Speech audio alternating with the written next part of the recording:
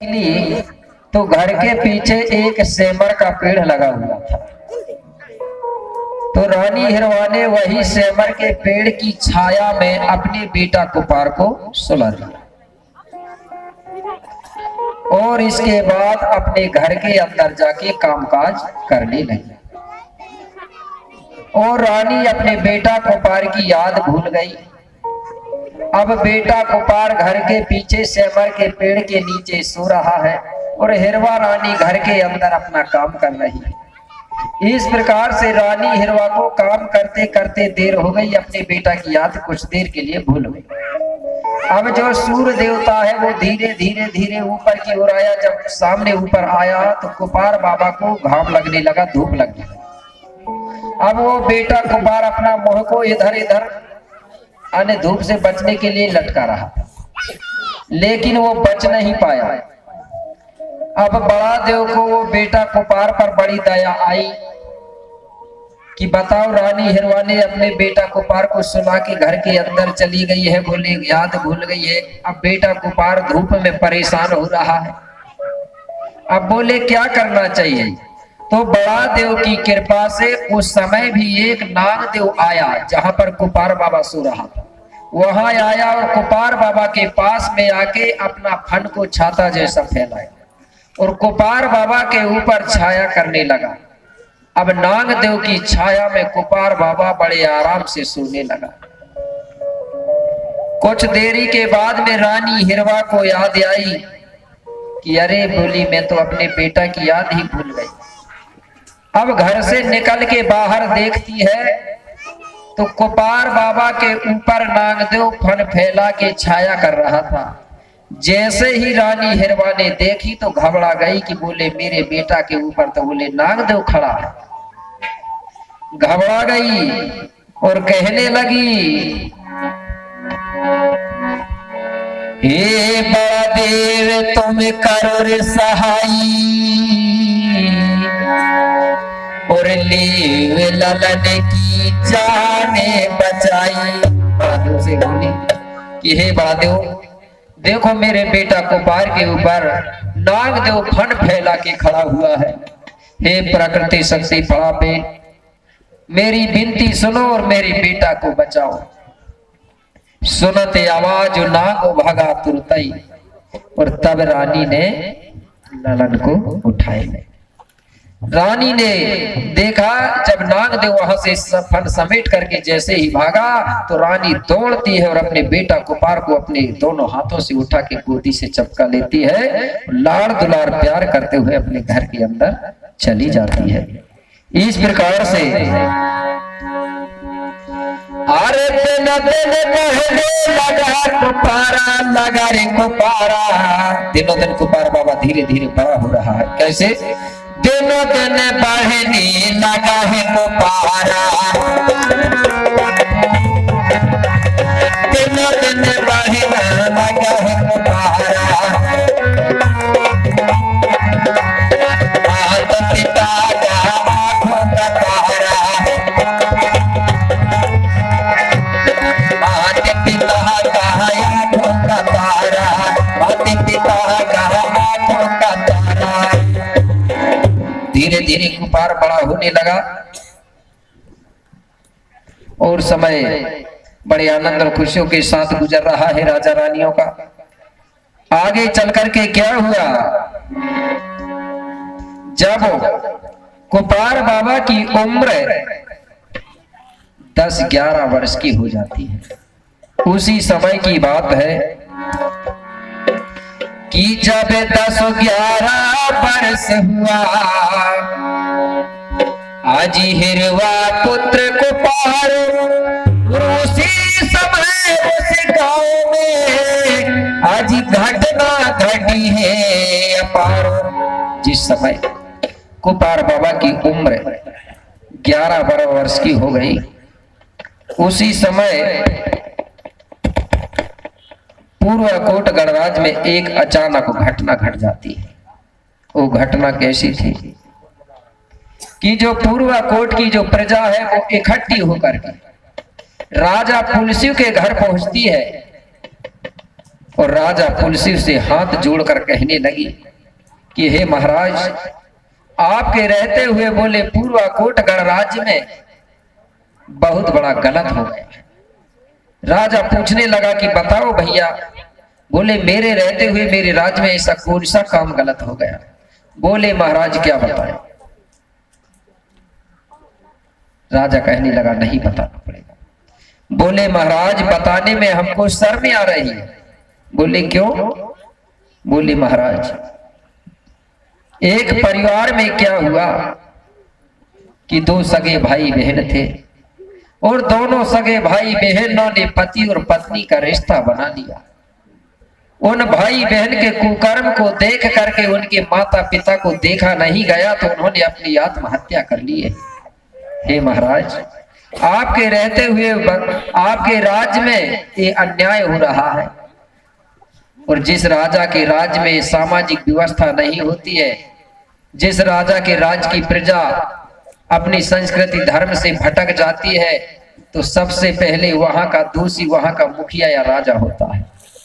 इसलिए महाराज आप यहाँ के मुखिया हो और आपके राज्य में बोले सामाजिक व्यवस्था नहीं है, क्योंकि लोगों को पता ही नहीं है कि शादी विवाह किससे होता है, कौन क्या लगता है।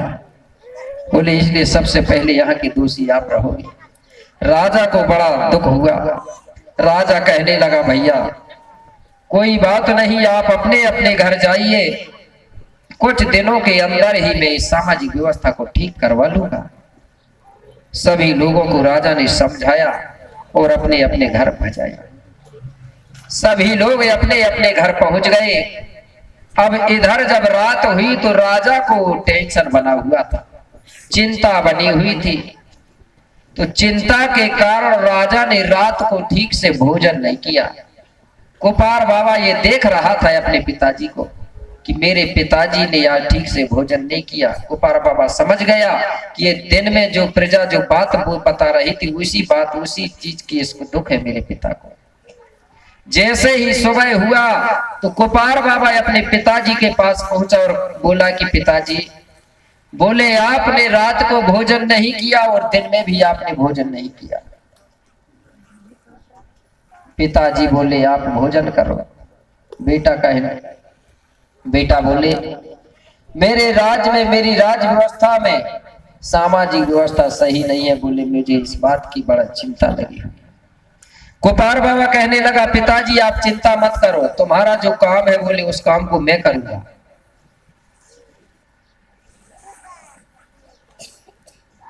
तो पिताजी कहने लगे कैसे करोगे। बोले पिताजी आप मुझे गोंडियन भुइया में भ्रमण करने के लिए मुझे बोले आज्ञा दो। मैं गोंडियन भुइया में भ्रमण करूंगा और सत्य और असत्य की खोज करूंगा। इसके बाद फिर गोंडियन सगा समाज के बीच में जा करके उनको सत्य मार्ग बताऊंगा। पिताजी कहने लगे ठीक है तो बेटा कुपार अगर आपकी ऐसी इच्छा है तो कोई बात नहीं, आप जाइए। तुरंत कुपार बाबा अपने माता पिता से आदेश लेता है चरणों में सेवा जोहार करके। कैसे कि आज्ञा पाते ही पिता से, कि आज्ञा पाते ही पिता से आज हर्षित भये कुपार और माता पिता के चरणन में आज करके सेवा जोहार। तुरंत अपने माता पिता के चरणों में सेवा जोहार किया और एक गोंडियन भुइया में भ्रमण करने के लिए बेटा कुपार अपने घर से निकल गया। अब कुपार बाबा ने सोचा कि किस तरफ जाना चाहिए। तो कुपार बाबा ने विचार बनाया कि सबसे पहले मुझे पश्चिम दिशा की ओर जाना चाहिए। तो पश्चिम दिशा की ओर कुपार बाबा निकलता है। क्यों कि पश्चिम दिशा में जो कुपार बाबा के नाना नानी थे उनका गढ़ी किला था, जिसको नरवाकोट के नाम से जाना जाता है। नरवाकोट झांसी ग्वालियर सीमा से जुड़ा हुआ क्षेत्र को कहा जाता था। तो कैसे गोपाल बाबा दक्षिण दिशा की ओर जा रहे हैं अपने नाना नानी के गढ़ी के लाव की ओर। ते छड़ते सापस चीने को धाया तेरे गढ़े नाना नानी के आया।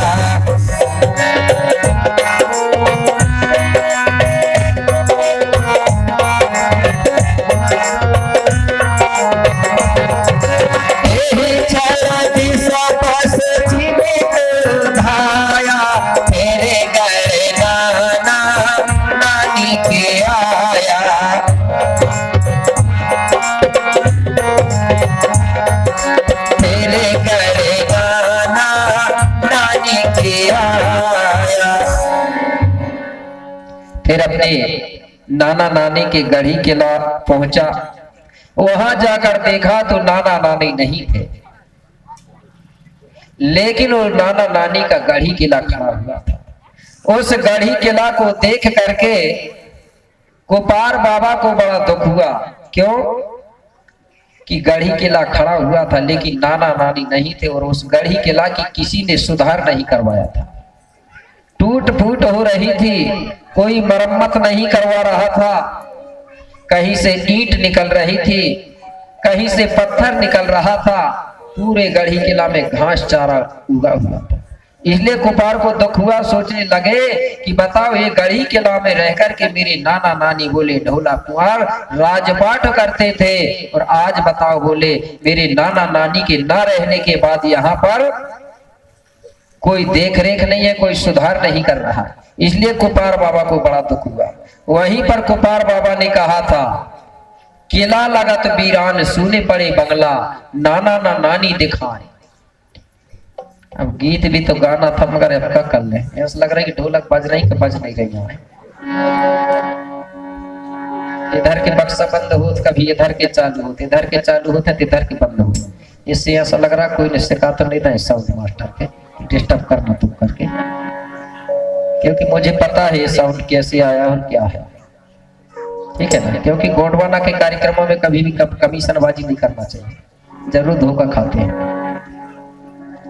ईमानदारी से काम करना चाहिए। ठीक है ना, कमीशन है ना इसलिए हो रहा है, वही हिसाब से चल रहा है। क्या बोला गोपाल बाबा? अरे केला लगाते वीरान, अरे केला लगाते वीरान सुन पड़े बंगला, केला लगाते वीरान सुन पड़े बंगला।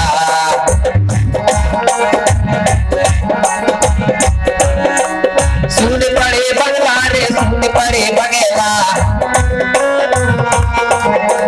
सुन पड़े बंगला जी सुन पड़े बंगला।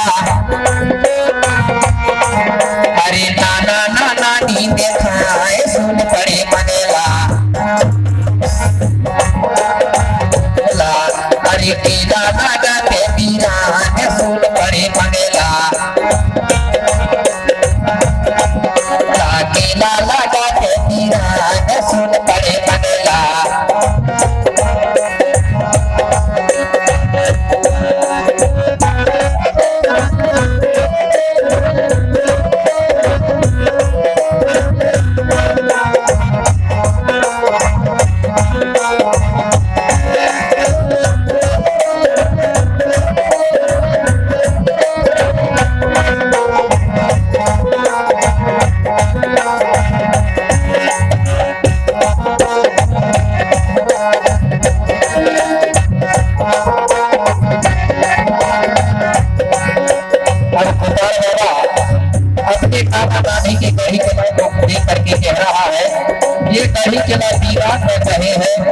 हमारे नाना नानी भी नहीं दिख रहे हैं। आगे क्या बोला?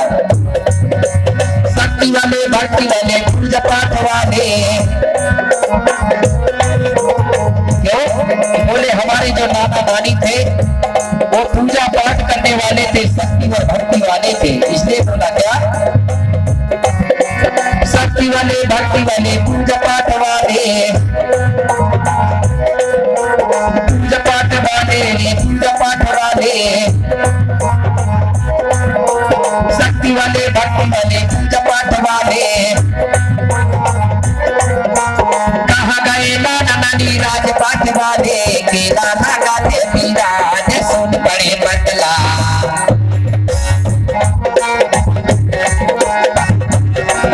अरे केला ना गाते विराज सुन पड़े बदला। अरे केला ना गाते विराज सुन पड़े बदला।